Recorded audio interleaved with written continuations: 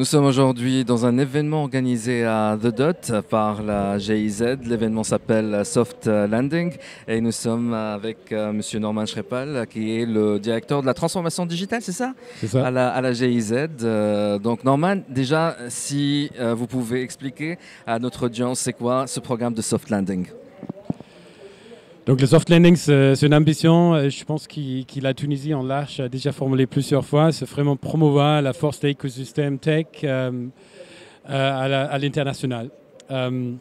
Pourquoi soft landing? C'est vraiment arriver dans une manière de soft, dans une manière dérisquée, dans une manière où tu peux te concentrer par rapport au business.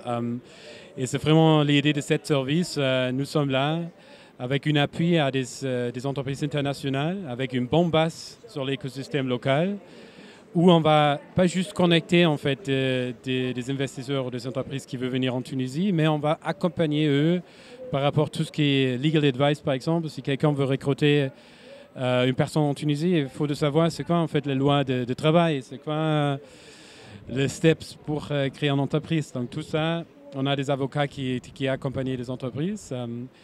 On a vu, il y a beaucoup de demandes pour le recrutement de talents. Donc, le service de soft landing aide avec une headhunter pour la première équipe qui va être recrutée par une entreprise qui veut s'installer en Tunisie. Mais cette entreprise-là, elle est une entreprise allemande ou européenne? Européenne, ce qui veut s'installer en Tunisie, avoir une filiale, une antenne ici. Mais on a déjà aussi travaillé avec des Australiennes. En principe, c'est ouvert à tout le monde. Nous, on va nous concentrer sur les entreprises en Europe et l'Allemagne. Mais certainement, si quelqu'un veut investir en Tunisie dans l'économie numérique, nous sommes là pour soutenir. Donc c'est une entreprise européenne veut s'installer ici en Tunisie déjà à un endroit où ses employés peuvent travailler ici, c'est à The Dot, au Digital Transformation Center, c'est bien ça?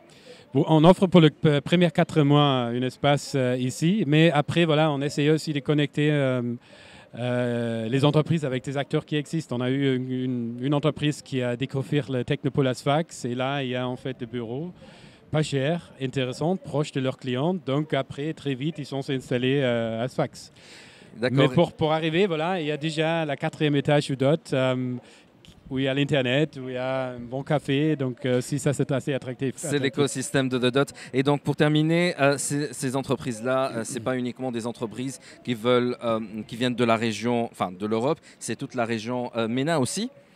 Certainement, aussi, s'il y a pas juste MENA, s'il y a des entreprises, maintenant il y a eu le CETIC Afrique en Côte d'Ivoire, donc on commence à avoir des ponts entre des pays. Certainement, s'il y a des autres pays et des autres écosystèmes africains qui sont intéressés de collaborer avec la Tunisie, le DOT, Soft Landing est là pour soutenir.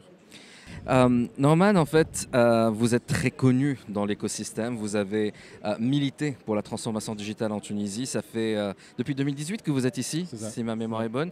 Et vous quittez bientôt, c'est ça? Oui, dans 1 mois et demi, quelque chose comme ça, bientôt. Voilà. Ouais. Et en fait, vous partez pour une autre mission, toujours en Afrique. Je voudrais bien avoir votre feedback par rapport à votre expérience, votre retour d'expérience ici en Tunisie. Est-ce que c'était très challengeant ou c'était plutôt facile parce qu'il y avait la volonté de la transformation digitale en Tunisie? Moi, je pense de face assez différentes. Quand je suis arrivé, pour moi, c'était plutôt une surprise et moi, j'étais haut. J'ai découvert l'écosystème, la force. Il y a quelques mois où je dis « Waouh !» Moi, je veux investir en fait sur les startups, mais aussi des tech PME et tout ça. Le gouvernement avec le Startup Act, c'était vraiment waouh au début.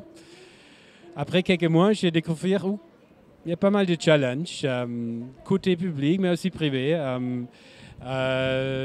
L'administration, c'est certainement un challenge à attaquer, mais je pense que ce n'est pas toujours juste la partie administration. Il y a aussi une certaine réseautage en Tunisie qui est assez proche, qui est bien d'un côté, mais ça aussi pose des challenges d'autre côté. Donc là, j'ai découvert des choses, c'était la 2e phase, où j'ai dit, oulala, donc à comprendre et pas mal de travail à faire.